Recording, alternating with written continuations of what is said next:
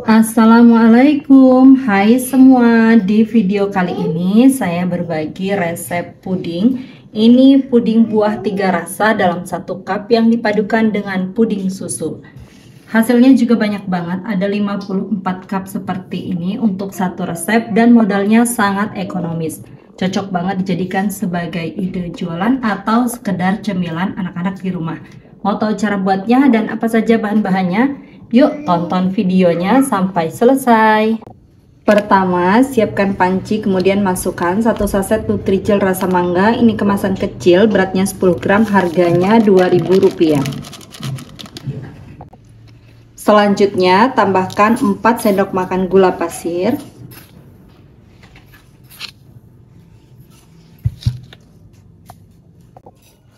Aduk supaya tidak menggumpal pada saat diberi cairan.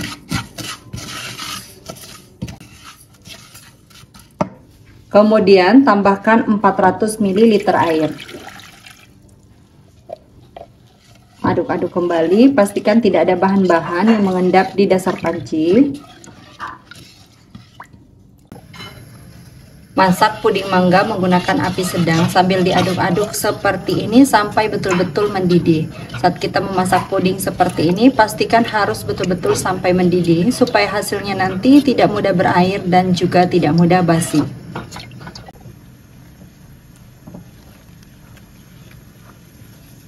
Setelah betul-betul mendidih seperti ini, matikan api.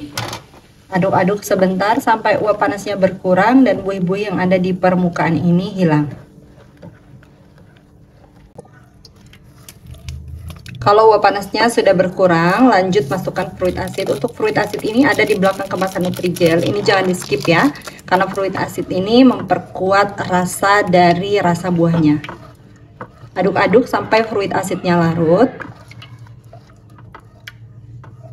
Kemudian tuang puding mangga ke dalam wadah atau cetakan seperti ini. Biarkan hingga benar-benar set.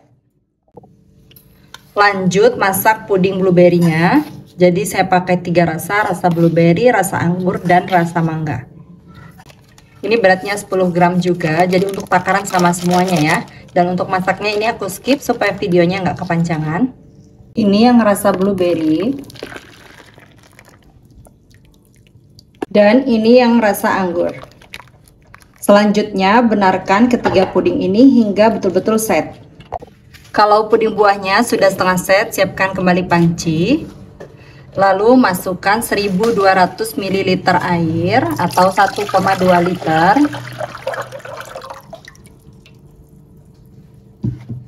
Kemudian ini dimasak hingga betul-betul mendidih. Kalau sudah mulai mendidih seperti ini, siapkan 7 gram agar-agar plain. Kemudian tambahkan 50 ml air. Diaduk-aduk seperti ini sampai larut.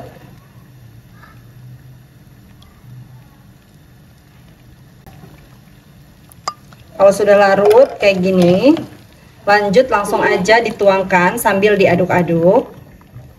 Nah, kayak gini ya teman-teman.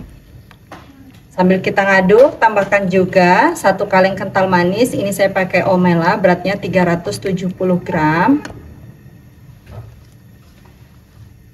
Lanjut aduk-aduk sampai kental manisnya larut. Untuk sisa yang ada dalam kalengnya, ini tinggal dikocakin kayak gini aja.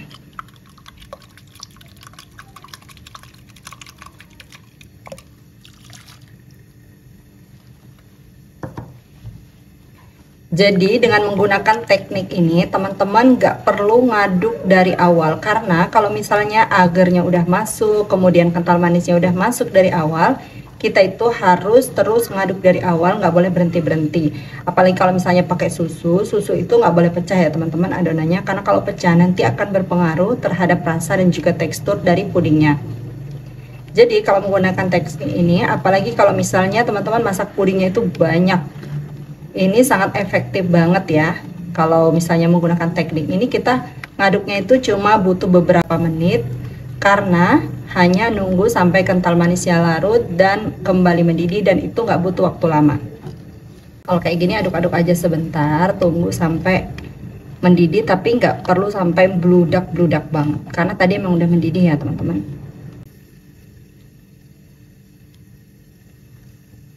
Kalau udah kembali mendidih, kalau sudah kembali mendidihkan api, lanjut ini diaduk-aduk sebentar sampai buih-buih yang ada di permukaan ini berkurang. Selanjutnya puding susu ini akan saya biarkan hingga uap panasnya betul-betul hilang. Untuk puding buahnya ini udah betul-betul set. Selanjutnya puding buahnya ini akan saya potong-potong.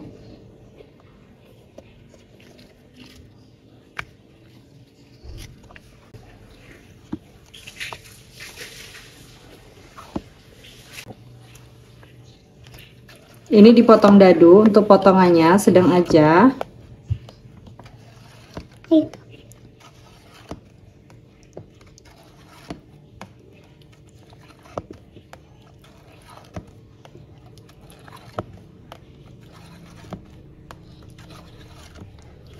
Kalau mau lebih rapi teman-teman bisa potongnya itu pakai talenan.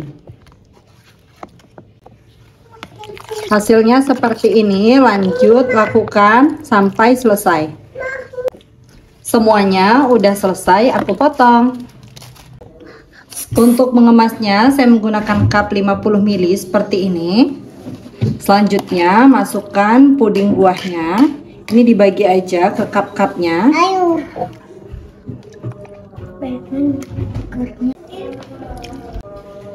Ini aku kasih 3 potong. Lanjut ke puding blueberry-nya dan lakukan sampai selesai juga untuk puding anggurnya.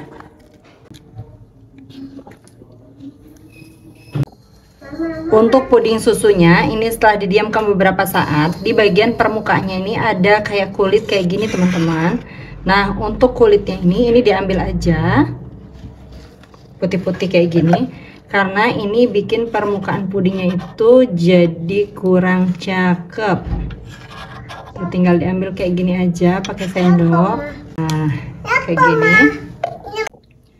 Nah, jadi saat kita mau menuangkan puding susunya ini harus betul-betul dipastikan kalau puding susunya itu udah betul-betul hilang uap panasnya atau suhu ruang, supaya jelinya ini nggak mencair, karena kalau masih panas jelinya bisa mencair ya teman-teman.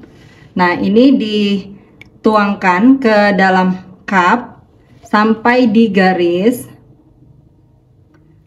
seperti ini. Jadi kurang lebih 1 sendok seperti ini, tapi nggak terlalu penuh banget.